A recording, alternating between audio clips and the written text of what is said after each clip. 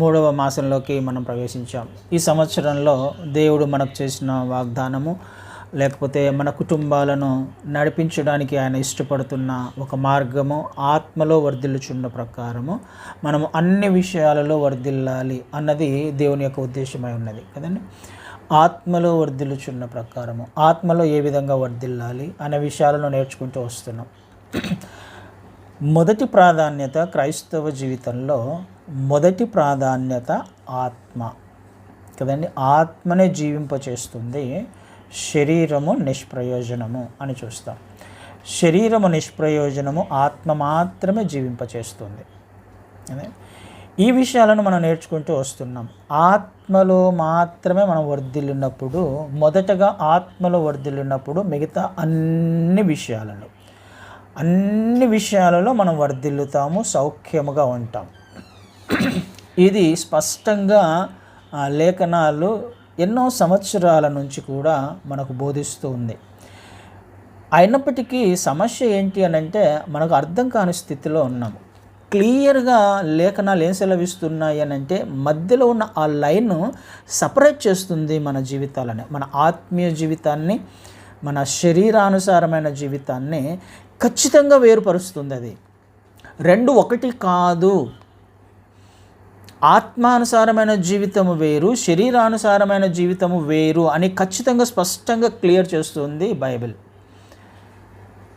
పరిస్థితులు ఎలా ఉన్నాయి అని అంటే, ఆనాటి నుండి ఈనాటి వరకు కూడా క్రైస్తవ జీవితము ఎవరు కూడా ఈ రెండు వేరుగా చూడడానికి ఇష్టపడట్లా.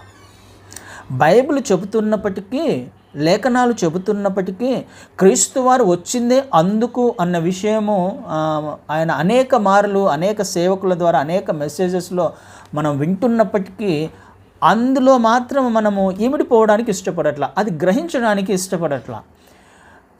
శరీరానుసారమైన జీవితము వేరు, ఆత్మానుసారమైన జీవితం వేరు అనడానికి కొంచెం కష్టంగా ఉంది. రెండు ఒకటే. రెండు ఎక్కడున్నాయి?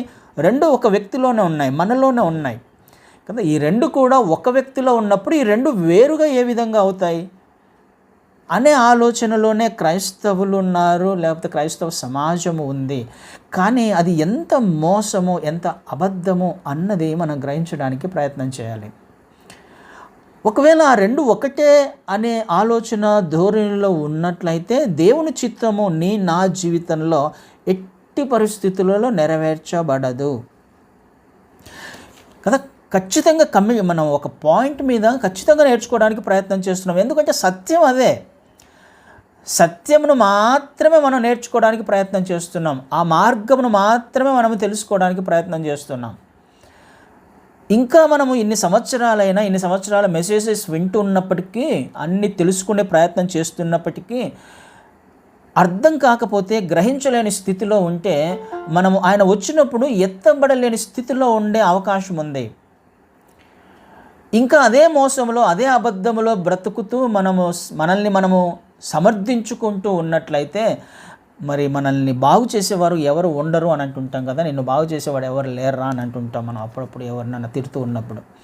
మనల్ని బాగు చేసేవాళ్ళు ఎవరు ఉండరేమో ఇక కదండి. మనల్ని రక్షించే వాళ్ళు ఎవరు ఉండరేమో. ఆ డిఫరెన్స్ అనేది ఖచ్చితంగా కనుక్కోవడానికి ప్రయత్నం చేయాలి. ఆ విధంగా జీవించే ప్రయత్నం చేయాలి క్రైస్తవుడు కదండి. ఆ విషయాన్నే మనం ఈరోజు కూడా ఒక లేఖన భాగాన్ని ఆధారం చేసుకొని నేర్చుకోవడానికి ప్రయత్నం చేద్దాం. రోమీలకు రాసిన పత్రిక 8వ అధ్యాయంలో, రోమీలకు రాసిన పత్రిక 8వ అధ్యాయము 12 నుంచి చదువుతాను. రోమీలకు రాసిన పత్రిక 8వ అధ్యాయము 12 నుంచి. కాబట్టి సహోదరులారా, శరీరానుసారముగా ప్రవర్తించుటకు మనము శరీరమునకు రుణస్థులము కాము. శరీరానుసారముగా ప్రవర్తించుటకు మనము శరీరమునకు రుణస్థులము కాము. మీరు శరీరానుసారముగా ప్రవర్తించిన ఎడల చావవలసిన వారయుందురు.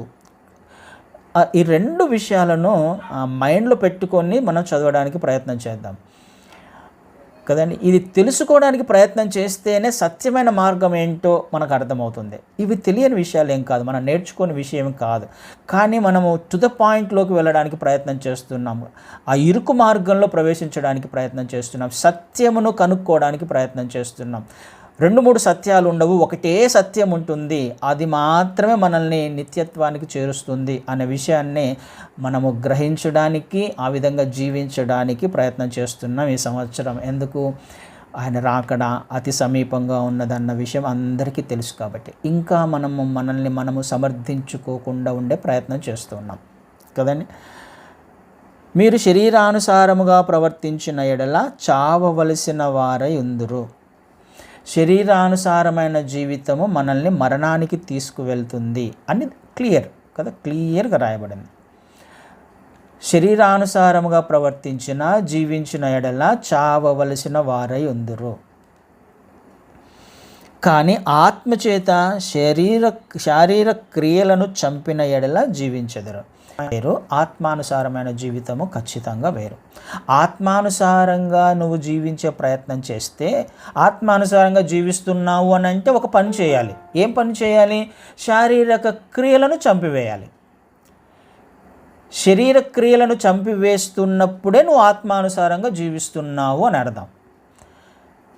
క్రైస్తవునిలో 2 జీవితాలు ఉండకూడదు అన్నది అర్థం.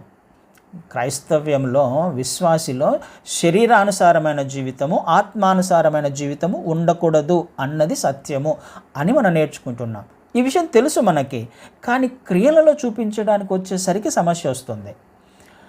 అది వ్యక్తిగతంగా నీవు నాకు నేను అప్లై చేసుకోవడానికి ప్రయత్నం చేసేటప్పుడు మనకు ఇబ్బంది అవుతుంది. కానీ వేరే మార్గం లేదు అన్నది తెలుసుకోవడానికి ప్రయత్నం చేస్తున్నాం. వేరే ఆప్షన్ లేదు క్రైస్తవునికి, ఇది తప్ప కదండి. అందుకనే ఖచ్చితంగా స్పష్టంగా రాయబడిన మాట, దేవుని ఆత్మచేత ఎందరూ నడిపించబడుదురో వారందరూ దేవుని కుమారులై ఉందరు. వారు మాత్రమే దేవుని కుమారులు. ఆత్మచేత ఎంతమంది అయితే నడిపించబడతారో వాళ్ళు మాత్రమే దేవుని కుమారులు. ఇక్కడ 12వ వచనంలో కాబట్టి సహోదరులారా, శరీరానుసారముగా ప్రవర్తించుటకు మనము శరీరమునకు రుణస్థులము కాము. ఎవరి మనము? మనము శరీరమునకు రుణస్థులము కాము. మనము అనే మాట రాయబడింది. ఎవరు ఈ మనము అంటే? మనము అన్నది ఎవరో సపరేట్గా ఉన్నారు. శరీరమునకు రుణస్థులము కాము అని అంటే శరీరం అన్నది ఏదో సపరేట్గా ఉందనే కదా అర్థం. శరీరం అన్నది వేరు, ఈ మనము అన్నది వేరు. అంటే ఒక వ్యక్తిలో మనము అంటే నేను అన్న ఒక వ్యక్తి ఉన్నాడు, శరీరము అన్న ఒక వ్యక్తి ఉన్నాడు. ఎవరో కాదు ఈ మనము అని అంటే, ఈ నేను అన్నది ఎవరో కాదు, ఆత్మ. మనము అంటే ఆత్మ, మనము నేను. రామకృష్ణ అన్నది ఆత్మ, రామకృష్ణ అన్నది శరీరం కాదు. మీ పేరు ఏదైతే ఉందో మీరు ఆత్మ, ఆత్మకు పెట్టబడిన పేరు అది, శరీరానికి పెట్టబడిన పేరు కాదు కదండి. ఒక వ్యక్తి చనిపోయాడు అని అంటే అది శవం అంటాం, పేరు పెట్టి పిలువం దాన్నే. అంటే మనకున్న పేరు ఏదైతే ఉందో ఆ మనము లేకపోతే ఈ నేను అన్నది ఎవరైతే మనము రోజు మాట్లాడుకుంటూ ఉంటామో అది మన ఆత్మ. ఆత్మ వేరు, శరీరము వేరు. అయితే సమస్య ఏమొస్తుంది అని అంటే, ఆత్మ శరీరము. సపోజ్ మనకు క్లియర్గా అర్థం కావడానికి టీ తాగుతూ ఉంటాం. మనం టీ తయారు చేసుకుంటాం, టీ తాగాలి. టీ తయారైన తర్వాత నేను ఒక కప్పును తీసుకుంటా. ఈ కప్పు అది ఏదైనా కావచ్చు, పేపర్ కప్పు కావచ్చు, లేకపోతే గ్లాస్ కప్పు కావచ్చు, స్టెయిన్లెస్ స్టీల్ది కావచ్చు, ఇంకొకటి కావచ్చు. ఈ కప్పు ఎందుకు ఉంది అని అంటే, నేను తయారు చేసుకున్న ఈ టీని హోల్డ్ చేయడానికి. కాఫీ ఏదైతే ఉందో లేకపోతే టీ ఏదైతే ఉందో దీనిని హోల్డ్ చేయడానికి మాత్రమే ఈ కప్పు ఉంది కదండి.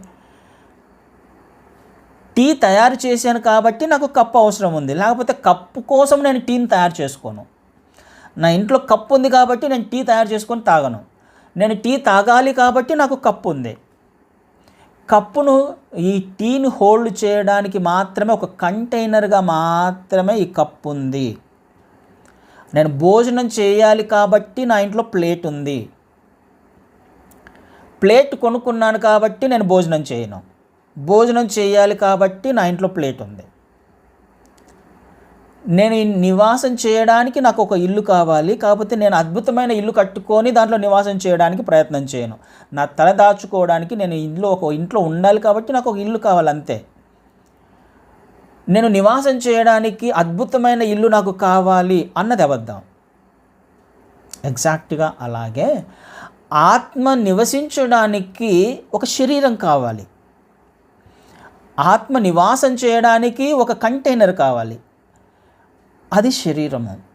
ఇప్పుడు సమస్య ఏమొస్తుంది అని అంటే ఈ కప్పుకు విలువ ఇవ్వచ్చే ప్రయత్నం చేస్తున్నాం, ప్లేటుకు విలువ ఇచ్చే ప్రయత్నం చేస్తున్నాం, ఈ శరీరానికి విలువ ఇచ్చే ప్రయత్నం చేస్తున్నాం, ఇంటికి విలువ ఇచ్చే ప్రయత్నం చేస్తున్నాం.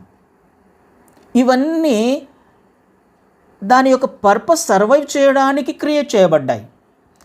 కప్పు దానికి ఒక పర్పస్ ఉంది, అది టీ తాగడానికి కప్పు కొన్నాను నేను, దాని ఉద్దేశం వేరు, అది టీని హోల్డ్ చేయడానికి మాత్రమే. నా శరీరం అన్నది నా ఆత్మను హోల్డ్ చేయడానికి మాత్రమే క్రియేట్ చేయబడింది, దేనికోసం కాదు, వేరే దేనికోసం కాదు. అయితే ఇప్పుడున్న సమస్య ఏంటంటే శరీరానుసారమైన జీవితం ఎక్కువైపోయింది ప్రతి వ్యక్తిలో, సమాజంలో కూడా. అంటే అర్థం ఏంటి అంటే నాకు అద్భుతమైన కప్పు ఉండాలి, దాని యొక్క విలువ నాకు ఎక్కువగా ఉండాలి, చూడడానికి అందంగా ఉండాలి, నా ఇంట్లో ప్లేటు చాలా అద్భుతంగా అందమైన ప్లేట్లు ఉండాలి, నాకు అద్భుతమైన ఒక ఇల్లు ఉండాలి. దేనికి విలువ ఇస్తున్నాం? నా శరీరము అందంగా ఉండాలి. విలువ మారిపోతుంది. సమస్య ఏంటి అని అంటే శరీరానుసారమైన జీవితానికి ఎక్కువ విలువ ఇచ్చే ప్రయత్నము పుట్టినప్పటి నుండి చేస్తున్నాం. అందుకనే శరీరానుసారమైన జీవితం వేరు, ఆత్మానుసారమైన జీవితం వేరు అని అంటే మనం ఒప్పుకోవడానికి ఇష్టపడట్లా. విలువ దేనికి ఉంది? నాకు ఇంపార్టెంట్ కదా, అది నాకు కావాలి. నా ఆత్మ నాకు ఇంపార్టెంట్, అది కావాలి నాకు, దానికి ప్రయారిటీ ఇవ్వాలి. ప్రయారిటీ మారిపోతుంది కాబట్టి క్రైస్తవ్యంలో కూడా పరిస్థితులన్నీ మారిపోతున్నాయి. ఒప్పుకోవడానికి క్రీస్తు యొక్క ఉద్దేశాలు, మార్గాలు, ఇరుకైన మార్గము కనుక్కోవడానికి కష్టపడాల్సి వస్తుంది ఇన్ని సంవత్సరాలుగా. కానీ వేరే ఆప్షన్ లేదు అని అంటుంది లేఖనాలు. దానిని నువ్వు చంపివేయాలి, శరీరానుసారమైన జీవితాన్ని నువ్వు చంపివేయాలి, వేరే ఆప్షన్ లేదు. కప్పు కోసం కాదు నువ్వు ప్రయాసపడాల్సిందే, ప్లేట్ కోసం కాదు నువ్వు ప్రయాసపడాల్సిందే, నీ శరీరం కోసం కాదు నువ్వు ప్రయాసపడాల్సిందే, నీలో ఉన్న ఆత్మ కోసము. ఆత్మ జీవించాలి, దానికోసము మాత్రమే శరీరము సృష్టించబడింది. కానీ శరీరము సృష్టించబడింది కాబట్టి ఆత్మను ఆయన ఇవ్వాల. ఆయన తన ఆత్మను ఇవ్వడానికి ఇష్టపడ్డాడు. అందుకోసం ఒక బొమ్మ కావాలి కదా, ఒక మట్టి ముద్ద కావాలి. అదే మనం 2 చూస్తాము ఆదికాండంలో కదా. ఆయన ఒక బొమ్మను తయారు చేసిన తర్వాత ఆత్మను ఊదాలి అన్న ఉద్దేశం ఆయనకు ఉంది. కాబట్టి మనిషిని తన స్వరూపంలో తన పోలికలు చేసుకోవాలి అని ఆయన అనుకున్నాడు. కాబట్టి దాని కొరకు ఒక మట్టి ముద్దను తయారు చేశాడు, ఒక శరీరాన్ని తయారు చేశాడు. తర్వాత ఆత్మను ఊదినప్పుడు అది శరీరము పనిచేసింది, జీవాత్మ అయింది, అది జీవించే ఆత్మ అయింది. సమస్య అంతా ఇప్పుడు ఏమవుతుంది అని అంటే రెండు సపరేట్ చేయడానికి ఇష్టపడకుండా రెండు ఒకటే అన్నట్టుగా ఎక్కువ ప్రాధాన్యత ఈ కంటైనర్కి ఇవ్వడానికి ప్రయత్నం చేస్తున్నారు క్రైస్తవ్యంలో ఉన్నవారు కూడా. శరీరానుసారమైన జీవితానికి విలువ ఇచ్చే ప్రయత్నం జరుగుతుంది, కానీ ఇది వేరు అని లేఖనాలు స్పష్టంగా సెలవిస్తున్నాయి. అందుకనే మనం నేర్చుకోవడానికి ప్రయత్నం చేస్తుంది, ఆత్మలో నువ్వు వర్ధిల్లాలి, ఆత్మానుసారమైన జీవితం అంటే ఏంటో అర్థం అవ్వాలి, ఆత్మ అంటే ఏంటో నీకు తెలియాలి, ఆత్మ పట్ల దేవుని ఉద్దేశం, నీలో ఉన్న ఆత్మ పట్ల దేవుని ఉద్దేశం అర్థం కావాలి. మన ప్రాధాన్యత మారిపోతుంది, మన ఇంపార్టెన్స్ మారిపోతుంది అని ఆయన తెలుసుకొని ఈ లోకంలోకి శరీరధారిగా వచ్చి మనుషులు లక్ష్య పెట్టని విధంగా తన శరీరం హింసించబడే విధంగా ఆయన తనను తాను అప్పగించుకున్నాడు. ఇది ఇంపార్టెంట్ కాదు అని తన శరీరాన్ని నల్లగొట్టుకున్నాడు కదండి. ఇది మనం అర్థం చేసుకోవడానికి ప్రయత్నం చేస్తున్నాం ఈ సంవత్సరము. ఒకటే జీవితం క్రైస్తవునిది, ఆత్మానుసారమైన జీవితం. దేనికి విలువ ఇచ్చే ప్రయత్నం చేస్తున్నాం?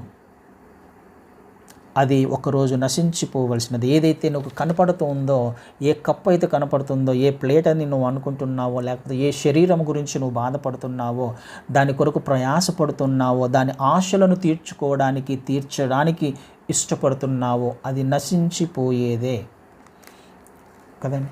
ఇదే మనం నేర్చుకోవడానికి ప్రయత్నం చేస్తున్నాం. ఖచ్చితంగా ఒక కంక్లూజన్కి రావాలి మనం అందరం కూడా. ఈ విషయం తెలియదని కాదు నేను చెప్పేది, తెలుసున్న విషయాలు, కానీ జీవించడానికి వచ్చినప్పుడు కష్టమవుతుంది కదా. ఈ కప్పు, విలువైన కప్పు కొనుక్కోవడానికి వెళ్తాం కదా, పర్వాలేదులే కాంప్రమైజ్ అవుదాము, ఏదో ఒకటి కదా మనకు కావాల్సింది అన్న దగ్గర మనం కాంప్రమైజ్ కాలేకపోతున్నాం. లేదు, ఇది కావాల్సిందే, దాని విలువ ఇంత ఉండాల్సిందే కదా, ఇంటి విలువ ఇంత ఉండాల్సిందే, లేకపోతే ఈ ఏదైతే మనం కొనుక్కోవడానికి ప్రయత్నం ఇది ఇంత ఉండాల్సిందే, అక్కడనే సమస్య వస్తుంది. దాని మీద ప్రేమ పెంచుకోవడానికి ప్రయత్నం చేస్తున్నాం, దానికి విలువ ఇవ్వడానికి ప్రయత్నం చేస్తున్నాం, శరీరాన్ని అందంగా పెట్టుకోవడానికి ప్రయత్నం చేస్తున్నాం. ఆత్మకు విలువ ఇవ్వకుండా, దేవుని ఉద్దేశం ఆత్మ పట్ల ఏదైతే ఉందో దానికి విలువ ఇవ్వకుండా, శరీరము ఆశలను నెరవేర్చుకోవడానికి ఎక్కువ ప్రాధాన్యత ఇచ్చే ప్రయత్నం చేస్తూ ఉన్నాం కదండి. ఇది మనం నేర్చుకోవడానికి ప్రయత్నం చేస్తున్నాం. కిందికి వచ్చినప్పుడు అనంటాడు ఆయన, మీరు శరీరానుసారముగా ప్రవర్తించిన ఎడల చావవలసిన వారై ఉందురు. అంటే ఖచ్చితంగా ఆత్మచేత శారీరక క్రియలను చంపివేయాలి అన్నది దాని యొక్క ఉద్దేశమైంది కదా. అప్పుడు మాత్రమే మనం జీవిస్తాం, అప్పుడు మాత్రమే మనం బ్రతుకుతాం. నిత్యత్వంలోకి నువ్వు నేను వెళ్ళాలి అని అంటే మన ప్రాధాన్యత మారిపోవాలి. ఆత్మానుసారమైన జీవితం వైపుగా మన ప్రయాణం ఉండాలి, మన ఆలోచన విధానం ఉండాలి. దేవుడు మనల్ని ఆ వైపుగా తీసుకువెళ్తూ ఉన్నప్పుడు కష్టమైన అదొక పోరాటము అని కూడా మనము గలతీయులకు రాసిన పత్రికలో చూస్తాం. అది కష్టమే, అది కొంచెం ఇబ్బందికరంగానే ఉంటుంది. గలతీయులకు రాసిన పత్రిక 5వ అధ్యాయంలో 16వ వచనాన్ని చదువుతాను. గలతీయులకు రాసిన పత్రిక 5వ అధ్యాయం 16వ వచనంలో, నేను చెప్పున్నదేమనగా ఆత్మానుసారంగా నడుచుకొనుడి, అప్పుడు మీరు శరీరేచ్ఛను నెరవేర్చరు. శరీరము ఆత్మకును, ఆత్మ శరీరమునకును విరోధముగా ఆపేక్షించును. ఇవి ఒకదానికొకటి వ్యతిరేకంగా ఉన్నవి కనుక మీరేవి నిశ్చయించుదురో వాటిని చేయకుందురు. ఏది చేయాలనుకుంటున్నావో దానిని చేయలేకపోతున్నావు. ఎందుకు? ఒకే వ్యక్తిలో ఉన్న ఈ ఆత్మ, ఈ శరీరము ఒకదానికొకటి విరోధంగా పనిచేస్తున్నాయి, ఒకదానికొకటి ఆపోజిట్లో ఉన్నాయి. ఆత్మ ఇది కావాలనుకుంటే శరీరం వద్దంటుంది. సాటిస్ఫాక్షన్ ఉండట్లే మనకి కదా. మన ఆత్మ చెప్తుంది పర్వాలేదులే, ఎందుకు అంత విలువైనది కొనుక్కోవాలా, దాని అవసరమా అని ఆత్మ చెప్పే ప్రయత్నం చేస్తుంటే, ఎందుకు అంత ప్రయారిటిస్తున్నావు దానికి అని ఆత్మ చెప్పే ప్రయత్నం చేస్తుంటే, ఈ శరీరం మాత్రం కావాలి అంటుంది, ఖచ్చితంగా కావాలి అని అంటుంది. ఈ రెండు ఎప్పుడు కూడా ఒకదానికొకటి ఎప్పుడు ఫైటింగ్ జరుగుతుంటుంది మనలోనే కదా. అది ఒక పోరాటము. దేవుడు ఏం కోరుకుంటున్నాడు అంటే నువ్వు జయించాలి, ఆత్మ శరీరము మీద విజయాన్ని సాధించాలి అని దేవుడు కోరుకుంటున్నాడు. శరీరానికి నువ్వు ఏదైతే ప్రయారిటీ ఇవ్వడానికి ఇష్టపడుతున్నావో, ఆశలను, ఆలోచనలను, కోరికలను తీర్చుకోవడానికి, దాని మీద ఆత్మ జయ జీవితం కలిగిన జీవితం జీవించాలి అన్నది దేవుని యొక్క ఉద్దేశం. అప్పుడు మాత్రమే కదా మనం బ్రతుకుతామంటున్నాడు ఆయన. శరీరాన్ని చంపిన ఎడలా నువ్వు బ్రతుకుతావు, శరీర ఆశలను చంపిన ఎడలా నువ్వు బ్రతుకుతావు. ఇది మనం నేర్చుకోవడానికి ప్రయత్నం చేస్తూ ఉన్నాం. ఇది ఒక పోరాటము. ఈ పోరాటంలో నీ ఆత్మ ఎంతవరకు జీవింపచేసేలా నీ ప్రయత్నం ఉంది. శరీరము మీద నువ్వు విజయాన్ని సాధించగలుగుతున్నావా లేదా? ఇది మాత్రమే నిన్ను, నన్ను, మనల్ని నిత్యత్వానికి తీసుకువెళ్తుంది. నా ఆశలు, ఆలోచనలు, లేకపోతే శరీరము ఉన్న ప్రేమ, కనిపించే దాని మీద మనకున్న మక్కువ, ఇవి మనల్ని నిత్యత్వానికి ఎట్టి పరిస్థితులలో తీసుకువెళ్ళవు. అంటే ఒక పాయింట్లోకి మనం క్లియర్గా ఒక పాయింట్లోకి రావాలి. దినాలు గడుస్తున్నాయి, సంవత్సరాలు గడుస్తున్నాయి, రాకడ సమీపిస్తుంది. ఈ సమయంలో కూడా నేను ఇంకా ఒకదాని వైపే, లేకపోతే నా ఆలోచనలు ఇంతకుముందు ఎలా ఉన్నాయో ఇంకా నేను అలాగే ఉంటే నేను ఎప్పుడు ఇటువైపు రాగలను, నేను ఎప్పుడు జయ జీవితం జీవించగలను? ఆయన మనల్ని జయ జీవితం జీవించేలా చేయడానికి ఇష్టపడుతున్నాడు. సంఘాలతో మాట్లాడుతున్నప్పుడు ప్రకటన గ్రంథంలో జయించిన వాణిని అని మాట్లాడుతున్నాడు. అంటే ఇది నువ్వు జయించాలి. ఆయన ఏం తీసుకురాడు నిన్ను, ప్రతి పరిస్థితిని ఆయన అనుకూలపరిచి జరిగించడు.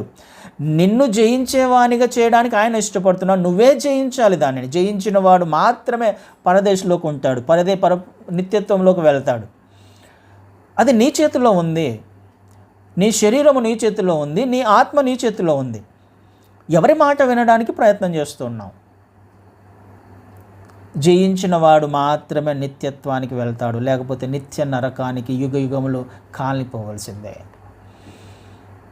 అందుకనే ఈ లైన్ని మనము క్లియర్గా సపరేట్ చేసుకోవడానికి ప్రయత్నం చేయాలి. ఈ జీవితం వేరు, ఈ జీవితం వేరు. ప్రాధాన్యత దేనికి ఇస్తున్నాను నేను? యాక్చువల్గా క్రైస్తవునికి శరీరానుసారమైన జీవితం లేదు. ఎందుకు? బ్యాప్టిజం తీసుకున్నప్పుడే శరీరానుసారమైన జీవితం చచ్చిపోయింది. అది ఇంకా ఎందుకు బ్రతికుంది? దాని పక్షముగా ఇంకా దాని పట్ల ఇంకా ఎందుకు శ్రద్ధ చూపిస్తూ ఉన్నాం? దాని గురించి ఎందుకు ఇంకా ఆలోచించే ప్రయత్నం చేస్తున్నాం? జయించలేకపోతున్నాం కాబట్టి. అది ఇంకా చచ్చిపోలేదు కాబట్టి కదా. శరీరం ఇంకా చచ్చిపోలేదు, కోరికలు ఇంకా చచ్చిపోలేదు. అవి ఇంకా బ్రతికి ఉన్నప్పుడు నా ఆత్మ చచ్చిపోతుంది. ఆత్మను ఆర్పేస్తున్నాను నేను. కానీ ఇది కుదరదు. ఈయన దగ్గర, క్రీస్తు వారి దగ్గర ఇది కుదరదు. ఆయన మార్గంలో వెళ్ళాలి అని అంటే, నిత్యత్వంలోకి వెళ్ళాలి అని అంటే ఇది తప్ప వేరే మార్గం లేదు కదండి. ఇదొక పోరాటము. విజయునిగా దేవుడు నిన్ను చూడడానికి ఆయన ఇష్టపడుతున్నాడు. అందుకనే 144లో అంటాడు, ఆయన నా చేతికి యుద్ధాన్ని, నా వేళ్లకు పోరాటాన్ని నేర్పించడానికి ఇష్టపడుతున్నాడు. యుద్ధం నేర్పించడానికి ఇష్టపడుతున్నాడు. ఐగుప్తులో నుంచి బయలుదేరిన ఇజ్రాయేలీలు కనాను చేరుకోవాలి అని అంటే ఊరికినే కనానులోకి ఆయన చేర్చలే. 10-13 రోజుల్లో కనానికి వెళ్ళిపోవచ్చు యాక్చువల్గా. అలా తీసుకువెళ్ళలే. ఆయన ఉద్దేశం అది కాదు. ఉట్టి పుణ్యానికి మనకు నిత్యత్వం రాదు. నీళ్ళల్లో మునిగి తేలినంత మాత్రాన నిత్యత్వం రాదు. నీళ్ళల్లో మునిగి తేలి బ్యాప్టిజం తీసుకున్నాను అన్నంత మాత్రాన నూతన జీవితం రాదు.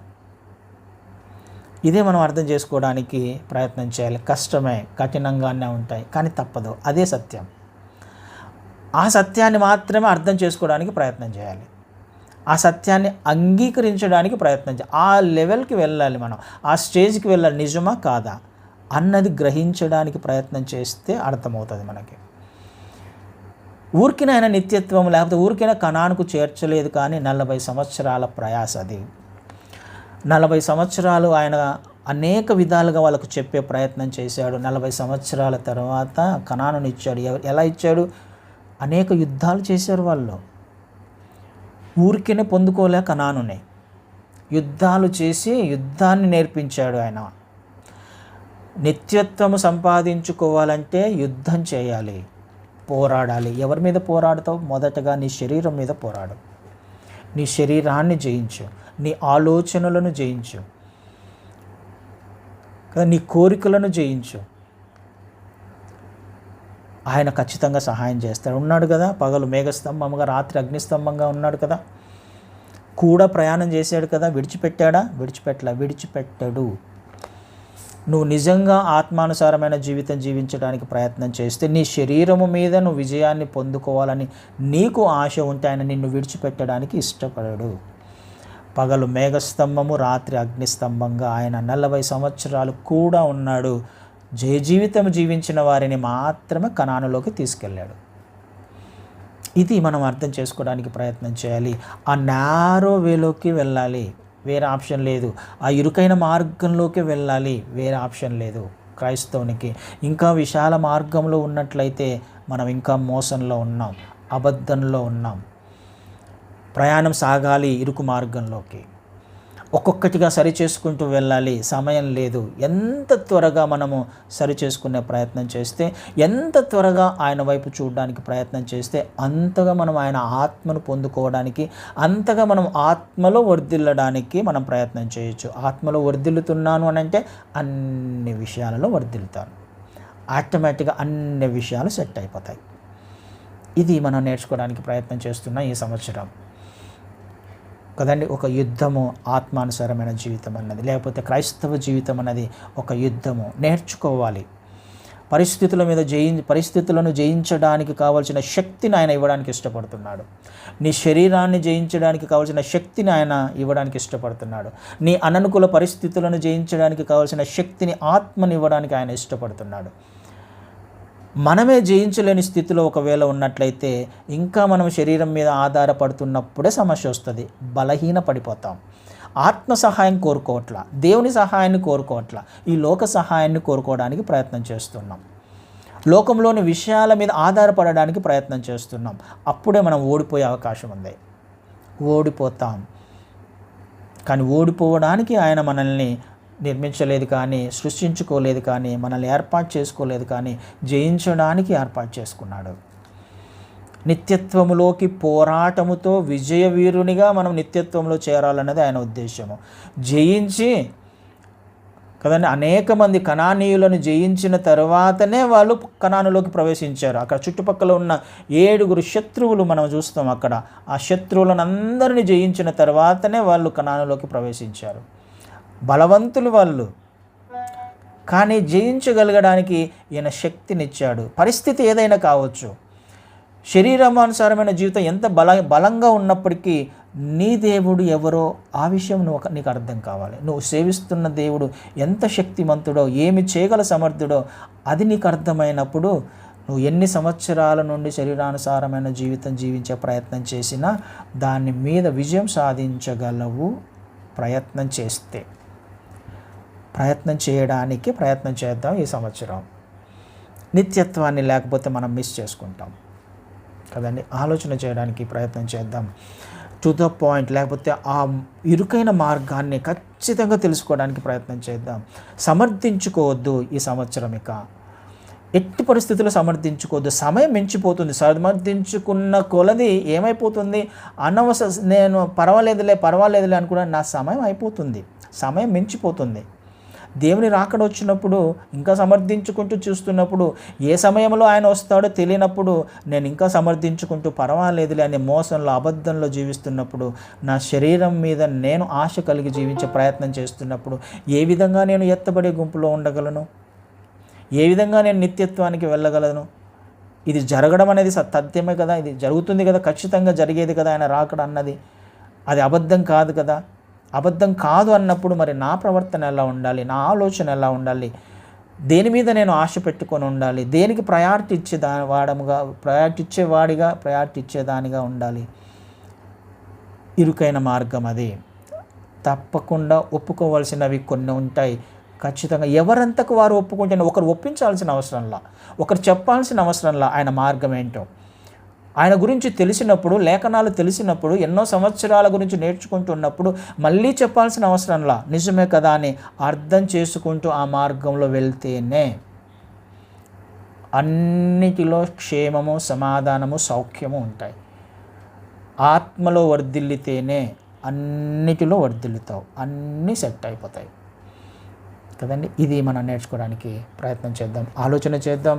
ఆత్మానుసారమైన జీవితం వేరు, శరీరానుసారమైన జీవితం వేరు.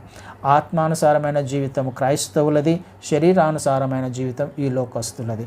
నాలో ఆత్మానుసారమైన జీవితము, శరీరానుసారమైన జీవితం 2 ఉన్నాయని అంటే నేను క్రైస్తవుని కాదు, లోకస్తులతో పాటుగా లెక్కింపబడిన వాడినే. 2 నాలో ఉండడానికి అవకాశం లేదు. 2 నాలో ఉన్నాయంటే నేను నిత్యత్వానికి వెళ్ళలేను. నాకు జయ జీవితము అసాధ్యము. దేవుని సహాయాన్ని నేను పొందుకోలేను. ఆయన మార్గంలో నేను నడవలేను. ఇది క్లియర్గా మన మైండ్లో ఫిక్స్ చేసుకోవాలి. ఆయన రాకడ వచ్చే లోపల మనం చేయాల్సిన పనులు ఇవి. ఇంకా సమయము మించిపోకముందే ఇంకొక రోజు కూడా మన జీవితంలో వేస్ట్గా, కనీసం ఒక్క అడుగు ముందుకు వేయడానికి, ఒక్క విషయంలో మనము సరి చేసుకోవడానికి ఇంకా మనం ముందుకు వెళ్ళే ప్రయత్నం చేద్దాం. ప్రతిరోజు కూడా, ప్రతి నెల కూడా, ప్రతి అడుగు కూడా ఆత్మీయత వైపుగా మనము వేయడానికి ప్రయత్నం చేద్దాం. అప్పుడు మాత్రమే ఎంత త్వరగా వీలైతే అంత త్వరగా ఆయన వైపుగా, ఆయన మార్గంలో మనం నడిచే ప్రయత్నం చేస్తే ఆయన చక్కగా మనల్ని అన్ని పరిస్థితులు చక్కబరుచుకుంటూ నిత్యత్వానికి తీసుకువెళ్తాడు. ఆమేన్.